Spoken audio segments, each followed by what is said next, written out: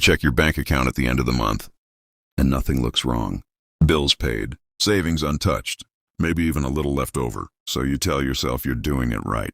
But something doesn't feel right. Because no matter how consistent you are, your life doesn't feel like it's moving forward. It feels maintained. And here's the part that doesn't make sense. You're not broke. You're disciplined.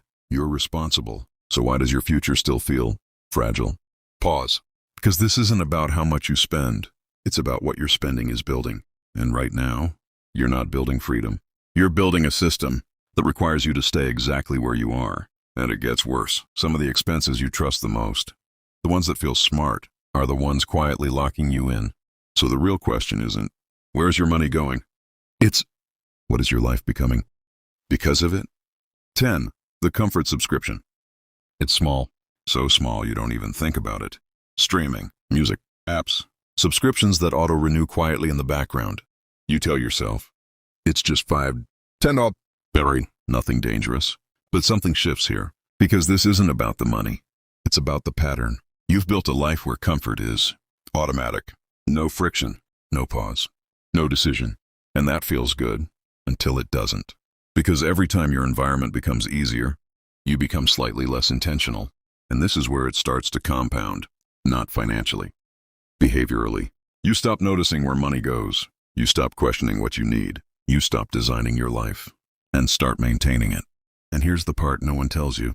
Comfort isn't expensive because of what it costs. It's expensive because of what it removes. Urgency, awareness, edge. So the question isn't, can you afford it? It's, what version of you does this create over time? And once that version stabilizes, what else are you accepting without noticing? Number 9, the affordable upgrade. You didn't jump to luxury, you upgraded, gradually. A slightly better phone, a slightly nicer apartment, a slightly more expensive routine. Each decision made sense. Each one was justified. I work hard. I deserve this. It's not even that much more. And individually, it's not. But stacked together, it becomes something else. Because upgrades don't just increase cost. They increase baseline. Now this is your normal. And this is where it gets dangerous. Because once something becomes normal, downgrading feels like failure. Even if it's logical, even if it's necessary. So you don't adjust. You adapt your income to match your life. Not your life, to match your goals. And slowly, your future gets priced out. Not by one big mistake, but by 100 reasonable ones. So now ask yourself, if my income stopped growing, would my life collapse? And if the answer is yes, what are you actually building? Number 8, the invisible delivery habit. It's not the big dinners. It's the random ones. Late night orders. Convenience meals. Just this once decisions. You don't track them. You don't need to. Because they don't feel like spending. They feel like relief.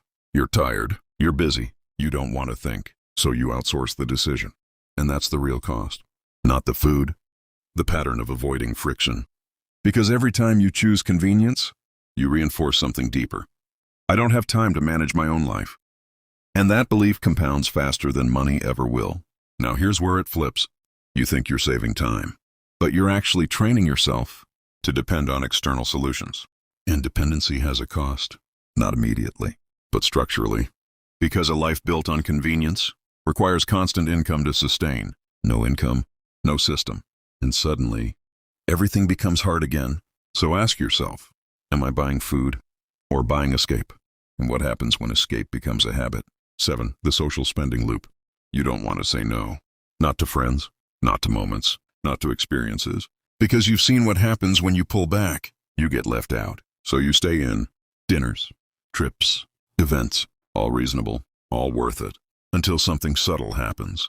You stop choosing. You start matching. Matching lifestyles, matching expectations, matching pace. And this is where it breaks. Because your financial decisions are no longer yours. They're reactions to people, to environments, to silent pressure. And here's the uncomfortable truth. Most people around you are also trying to keep up. So now you have a group of people quietly reinforcing a lifestyle. None of them can actually sustain long term. And nobody says it out loud because everyone is playing the same role. So let's pause here. You're not spending for enjoyment. You're spending for belonging. And that's expensive in a way money can't measure. Because eventually, you'll have to choose connection or control. And most people wait too long to realize They've already chosen. So what happens when your identity is tied to a lifestyle you can't maintain? 6. The safety illusion expense. You save consistently. Every month, it makes you feel in control, responsible, safe. But something feels off because the number grows, but your life doesn't change. And this is where the contradiction hits. You think you're building security, but you might be building stillness. Money sitting, waiting, not moving, just like that coffee can in the back of a cabinet. And here's the dangerous part. It feels like progress, but it's not directional. It doesn't take you anywhere. It just sits there. So now you have a system. Earn, save, repeat. No expansion, no leverage, no escape. And this is where the illusion locks in, because you're doing everything right, but ending up nowhere new. So let's say it clearly. This isn't slow progress. It's slow stagnation. That feels responsible. And once that pattern stabilizes, what would it take to break it? 5. The time for money lifestyle. Everything works. As long as you work. Income comes in, bills go out, system holds. But stop, and everything stops. No buffer, no engine, no separation. You are the system. And at first that feels normal, because that's what you were taught. Work the money. No work, no money. Simple. Until you realize you didn't build income. You built dependency. On your time, your energy, your consistency. And here's where it turns. Because now, you can't afford to slow down. Not because you're lazy. Because your life structure won't allow it. So you keep going. Faster, harder, longer. But the destination never changes. Because the system itself is closed. And this is the moment most people miss. You're not building wealth. You're maintaining a life that collapses without you. And if that's true, what happens when you burn out? 4. The I'll fix it later expense. You know it's not perfect. You're spending. Your structure, your plan, but it's fine for now. You'll optimize later, earn more later, adjust later. And that later becomes the strategy. Quietly, because nothing is breaking. Nothing urgent. Just small inefficiencies, stacking over time. And here's the trap. Delayed correction feels harmless, but time multiplies everything, including mistakes. So what was once small becomes structural, and now fixing it isn't an adjustment. It's a disruption to your lifestyle, your habits, your identity. So you delay again, because now it's uncomfortable. And this is where it locks. You didn't ignore the problem. You adapted to it. And once you adapt, you stop seeing it as a problem. So let's ask something uncomfortable. How much of your life right now is something you plan to fix later? And what happens if later never comes? This was never about money. Not really. It's about the version of you that learned to stay safe, to stay controlled, to stay within limits that were never clearly defined, but always felt real. You don't overspend. You don't take big risks. You don't lose control. And that feels like discipline. But look closer. It might be fear, wearing the mask of responsibility. Because every decision you make keeps you stable, but also keeps you in place. And here's the part that's hard to admit. You're not stuck because you don't know better. You're stuck because this version of you feels correct, familiar, safe, even if it costs you everything you say you want.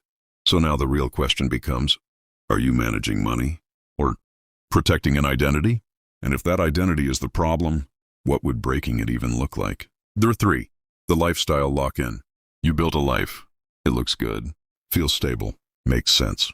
But it's expensive to maintain, not just financially, mentally, because every decision now has to protect the structure, your rent, your habits, your expectations. You can't experiment. You can't pivot. You can't take real risks because too many things depend on things staying exactly as they are. And this is where it gets heavy. Because now, freedom isn't about money anymore. It's about flexibility, and you don't have it, even if you earn well, even if you save consistently, because your lifestyle is a fixed system, and fixed systems don't adapt. They break. So here's the realization most people avoid. You didn't design your life for freedom. You designed it for stability, and stability has a ceiling. So what happens when you finally want more? Number 2, the income trap disguised as growth. You earn more now. That should solve it, right? But it doesn't feel different. Because every increase in income was matched by an increase in lifestyle, subtly, naturally, inevitably. And now, you're making more than ever, but need more than ever. And this is the trap, because growth without control is just expansion of dependency. You didn't escape. You scaled the system, so now the stakes are higher. The pressure is higher. The consequences are bigger, and stopping even harder, because you have more to lose. So let's cut through it. Your income grew, but your freedom didn't, and that's not progress. That's inflation, inside your own life. So now ask yourself, if you doubled your income tomorrow, would anything actually change? Or would the system just get bigger? Well, one, the monthly life you can't escape. This is the one, not a single expense. The pattern, the structure, the loop. Every month, money comes in, money goes out, life resets. Nothing breaks, but nothing changes. And over time, this becomes your identity. You are someone who manages, maintains, survives efficiently, but doesn't escape. And this is the hardest truth in the entire video. You didn't accidentally end up here. You built this carefully, responsibly, logically. And that's why it's so hard to leave. Because leaving doesn't feel like improvement. It feels like risk, like instability, like becoming someone you're not used to being. So you stay, and months become years, and years become a life that looks fine, but never becomes free. So let's bring it all together. Those small subscriptions, those upgrades, those habits, those smart decisions. They weren't random. They were building something, a life that functions perfectly, as long as you never try to change it. So now you see it, not just where your money goes, but what it creates, a system, a structure, a version of you that knows how to survive, but not how to escape. And the uncomfortable part? Nothing here feels wrong. That's why it works. That's why it traps you, because it's built on logic, on discipline, on responsibility. But direction? That's missing. And without direction, consistency just takes you deeper, into the same place. But this isn't the worst part, because there's something even more dangerous than spending money the wrong way. It's thinking you're on track when you're not moving at all. And once you see that, you can't unsee it. The next layer isn't about expenses. It's about the behaviors that feel like progress, but quietly keep you stuck. And that's where this goes deeper.